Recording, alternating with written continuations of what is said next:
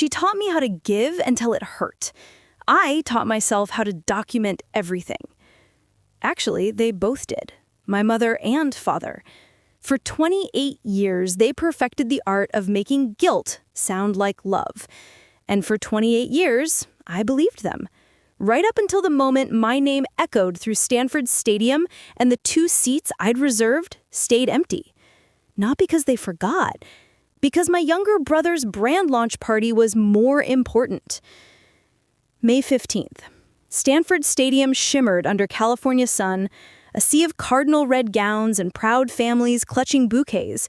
The air smelled like sunscreen and possibility. When they called my name, Alex Jonathan Jones, Doctor of Philosophy, Mechanical Engineering, I looked up instinctively, scanning the reserved section in the front rows. Section C, row 4, seats 7 and 8. Empty. The metal chairs glinted under the light, mocking me with their vacancy. Around me, students embraced their parents. Mothers cried into handkerchiefs. Fathers held up phones, recording every second. I stood alone. My advisor, Dr. Patel, shook my hand and whispered, "Your parents must be so proud." I nodded, my throat too tight to correct him. The photographer said, "Big smile, Doc," and I gave him the one I'd practiced in mirrors my entire childhood, the kind that hides everything. Afterward, I lingered near the engineering tent, pretending to read the congratulatory banners. My phone stayed silent. No missed calls, no texts, nothing. Ruby, my lab partner, found me staring at a display about alumni achievements. "Alex, we did it!" She threw her arms around me, then pulled back. "Wait, where's your family? They're coming to the reception, right?" "Traffic," I lied. The lie came so easily it scared me. "Bay Bridge, the worst. Well, my parents want a photo with you. You basically saved my dissertation." I followed her to a cluster of smiling strangers who treated me like I mattered. Her father clapped my shoulder. Her mother called me brilliant. For 5 minutes, I borrowed someone else's pride. Then I walked to the parking garage alone. My beat-up Accord sat on level 3, surrounded by cars with balloons tied to antennas and "Congrats grad" signs in rear windows. I sat behind the wheel and finally checked my phone. One notification. Not from Mom, not from Dad. From my brother Devin, posted 2 hours ago on Instagram. A video of him at some rooftop party in LA, champagne in hand, caption reading, "Big day for the Jones family legacy. Launching @Devin Daily premium content. Thank you to my real supporters. Rocket money." My parents were tagged in the background, holding glasses, beaming. I sat there until the parking garage emptied and the sun started to set. Then I drove home to my studio apartment in East Palo Alto, where the walls were thin enough to hear my neighbor's TV through the drywall. That night, I didn't cry. I just stared at my degree, still in the cardboard tube, and wondered when I'd stop waiting for them to care. 3 days. That's how long it took for them to remember I existed. To understand what happened next, you need to understand the math. The Jones family operated on a simple equation. Alex's success equals family resource. I was 6 when I realized I was different from Devin. Not smarter, different. I was the investment, he was the joy. When I was 12, I got straight A's and a handshake. Devin got a B- and a trip to Disneyland because he tried his best. When I was 16, I worked weekends at a tutoring center, $15 an hour helping rich kids pass algebra. My parents asked me to contribute to family expenses. I did. Every paycheck, $200 went home. They said it was teaching me responsibility. When I was 18, I got a full ride to Berkeley.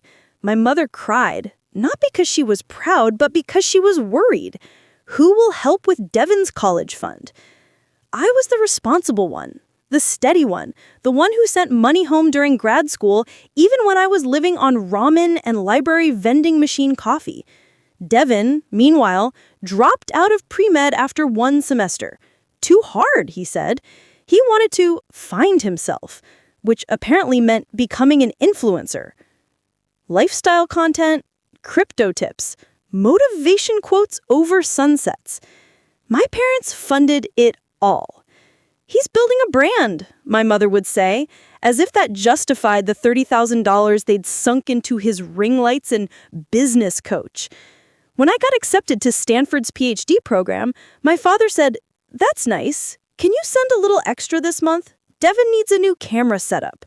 I sent it. When I published my first paper in a top-tier journal, my mother forwarded it to relatives with the subject line, "Alex doing well. Devin's channel hit 50K subscribers." When I defended my dissertation, 5 years of research on renewable energy systems, my father was on the phone during my Zoom call home, haggling with a contractor about Devin's new studio space. The pattern was clear. I existed to achieve, Devin existed to be celebrated. And I kept playing my role. Because that's what dutiful sons do, right? That's what immigrant kids do. We swallow our anger and call it respect. We fund our siblings' dreams and call it family. Until the math stops adding up. That night, I couldn't sleep. I kept thinking about the wellness check, about my mother's willingness to humiliate me publicly just to regain control. At 2 a.m., I sat up and opened my laptop. If she was willing to lie to police, what else was she willing to do? I logged into my credit monitoring account, something I'd set up during grad school, paranoid about identity theft. 2 alerts from the past month. My heart stopped. New account opened. Federal Parent Plus loan. Borrower, Alex J. Jones. Cosigner, Susan Jones. Amount, $35,000. Disbursement date, April 12, 2025. New account opened. Federal Parent Plus loan. Borrower, Alex J. Jones. Cosigner, Richard Jones. Amount, $28,000. Disbursement date, April 18, 2025. I stared at the screen until the words blurred. $63,000. In loans. In my name. I hadn't applied for any loans. I'd finished my PhD on a fellowship. I had no student debt. But I did now. I clicked through to the loan servicer website, hands trembling, created an account using my social security number. The loans were real. Purpose, educational expenses for dependent student Devin Jones. My little brother's name. They'd taken out Parent Plus loans that legally required the parent to be the borrower, but somehow listed me as the primary borrower. Then I saw the documents. Forged signature, my name, my social security number, my scanned driver's license photo, probably pulled from a family computer years ago. My mother had committed loan fraud, and according to the payment schedule, the first payment of $847 per month was due in 2 weeks to an account with my name on it. I didn't sleep that night. By sunrise, I had screenshots of every loan document, downloaded my full credit report, filed a fraud alert with all 3 credit bureaus, Googled Loan Fraud Lawyer California, found the Federal Student Aid Fraud Hotline number. At 9 a.m., I called. Federal Student Aid Fraud Hotline, this is Jennifer. "Hi, my name is Alex Jones, and I need to report loan fraud. Someone took out Parent Plus loans in my name without my consent. Can you provide your social security number?" I did. Typing sounds. "I see 2 Parent Plus loans under your name, totaling $63,000. Can you tell me when you discovered these?" "Last night. I never applied for them. I never signed anything. My parents forged my signature to fund my brother's, I don't even know what." "Are you listed as a dependent on your parents' tax return?" "No. I'm 28. I've been financially independent for 6 years." "Then these loans were fraudulently obtained. I'm going to walk you through the dispute process." For the next hour, Jennifer walked me through forms, affidavits, and police report requirements. "Dr. Jones," she said at the end, "I want to be clear about something. If you proceed with this fraud claim, and it's validated, your parents could face federal charges. This isn't a civil dispute. This is a felony." My hands were steady. I understand. Do you want to continue?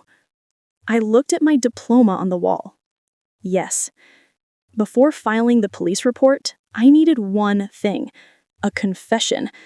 California is a two-party consent state, meaning I couldn't legally record my mother without telling her, but I could document what she said in real time with a witness. I called my advisor, Dr. Patel. Alex, everything okay? No. I need a favor. A weird one. Can you come to my apartment now? 30 minutes later, Dr. Patel sat in my apartment while I dialed my mother's number on speakerphone. She answered on the second ring.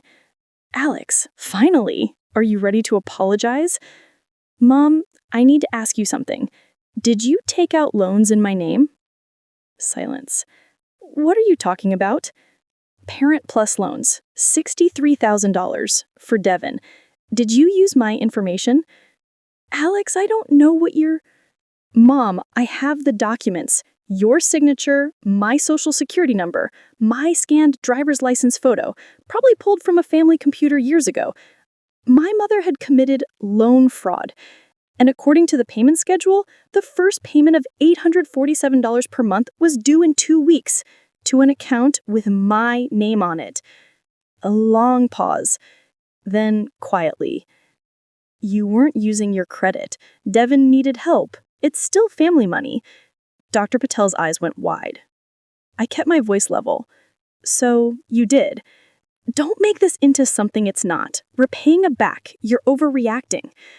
Mom, this is loan fraud. It's a federal crime. Her tone shifted, sharp, defensive. You wouldn't dare report us. We're your parents. We raised you. After everything we've done, you didn't raise me, I said quietly. You raised an obligation, and I'm done. I hung up. Dr. Patel stared at me. Alex, I know. Are you really going to... Yes. He nodded slowly. Do you need a witness statement? Yes. He pulled out his phone. Tell me what you need. May 24th, East Palo Alto Police Station. I walked in carrying a folder, loan documents, credit reports, screenshots, and Dr. Patel's witness statement. The desk officer looked tired. Can I help you? I need to file the report for identity theft and loan fraud. He perked up. Federal? Yes. 20 minutes later, I sat across from Detective Laura Nguyen, Financial Crimes Unit. She spread my documents across her desk. Dr. Jones, let me make sure I understand. Your parents forged your signature on 2 separate Parent Plus loan applications, totaling $63,000 without your knowledge and consent? Yes. And these loans were used to fund your brother's... what exactly? I don't know. His influencer career, I guess? Equipment, content, whatever he's spending money on. She made a note. Have you confronted your parents? Yesterday, my advisor witnessed the call. She admitted to it. Did she say why? She said I wasn't using my credit and that it's still family money. Detective Nguyen looked up. Dr. Jones, if we pursue this, it goes federal. Your parents could face charges. Your brother could be implicated if he knowingly benefited from fraud. This isn't a civil dispute. This is a felony.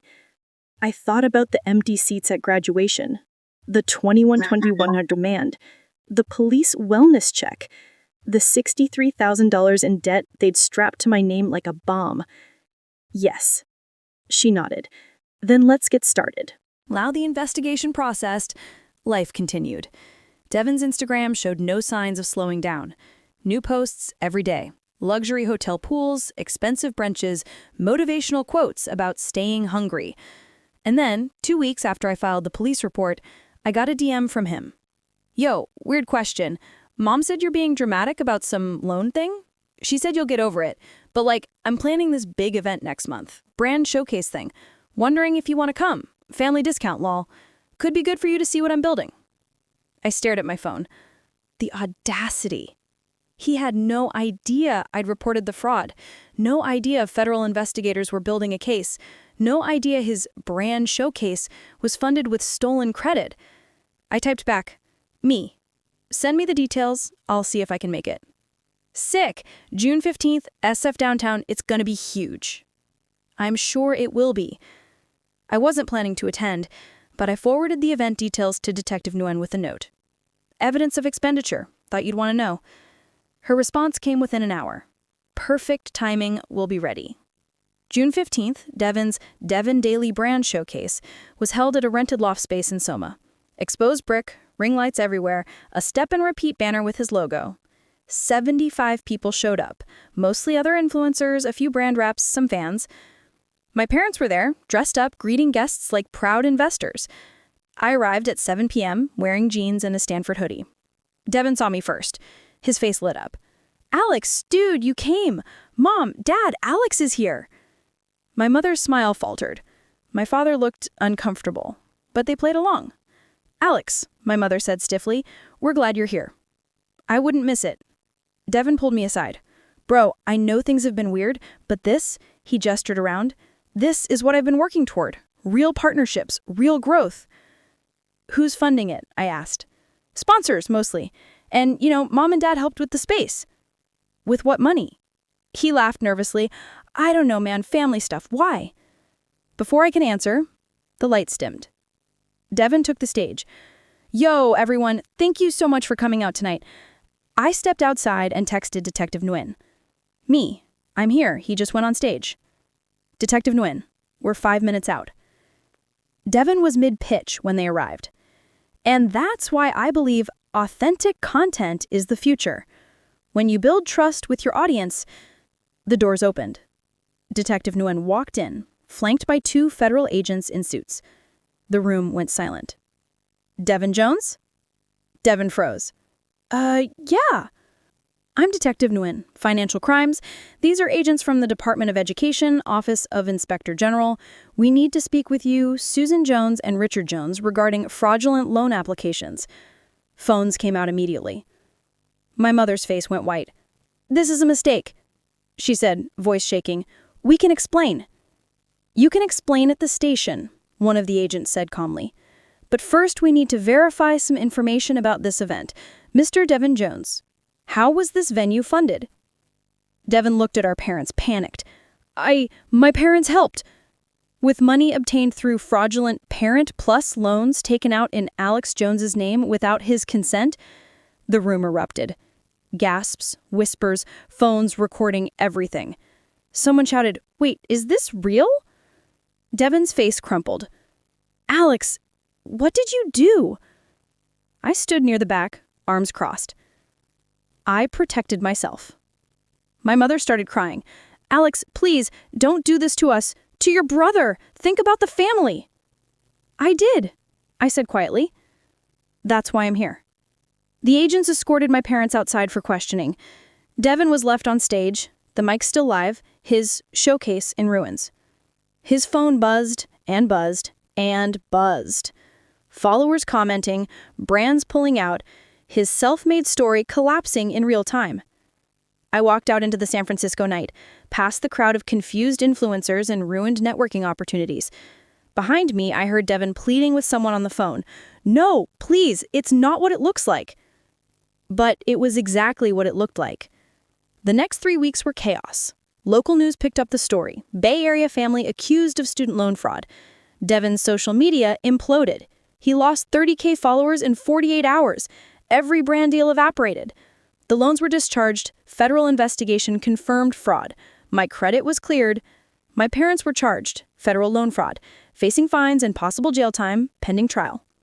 Devon had to move back home. His studio lease ended. His influencer income dried up. Last I heard, he got a job at Best Buy. And me? I got a job offer, tenure-track faculty position at MIT. Cross-country, new life, clean slate. I packed my apartment in 3 days. On my last night in California, Dr. Patel took me to dinner. "You did the right thing," he said. "Did I?" "Alex, they stole $63,000 from you. They tried to ruin your credit. They weaponized police against you. What else were you supposed to do?" I looked out at the bay, the lights reflecting on the water. "I just wanted them to show up," I said quietly. He nodded. "I know, but some people don't know how to show up, and you can't spend your life waiting for them to learn. November, Cambridge, Massachusetts. My office at MIT overlooks the Charles River. The walls are still mostly bare. I haven't had time to decorate. But 3 things hang behind my desk. My PhD diploma from Stanford, the fraud case closure letter from the Department of Education, and a photo of me at my graduation. Alone, smiling. Not the fake smile, a real one. The one I took later that night, after everyone left, standing under the stadium lights with my degree. The one that says, I did this. For me. My parents' trial is scheduled for next spring. I've been asked to testify. I will. Devin sent me an email last month. Subject line, I'm sorry. I haven't opened it. Maybe one day I will. Maybe I won't. Either way, I'm not responsible for his forgiveness timeline. Last week, a student knocked on my office door during office hours. Professor Jones, I just wanted to say, your research changed my perspective on renewable energy. I'm thinking about grad school now. I smiled. That's great. What's holding you back? My family doesn't really get it. They want me to go into business, something practical. I leaned back in my chair. Let me tell you something. The people who love you will show up. And if they don't, you show up for yourself. Because your dreams don't need anyone's permission. She nodded, eyes bright. After she left, I looked at the photo on my wall. Nobody showed up to my graduation. But I did. And in the end, that was enough. If you've ever been the responsible one in your family, the one who's expected to sacrifice while others are celebrated, you know this feeling.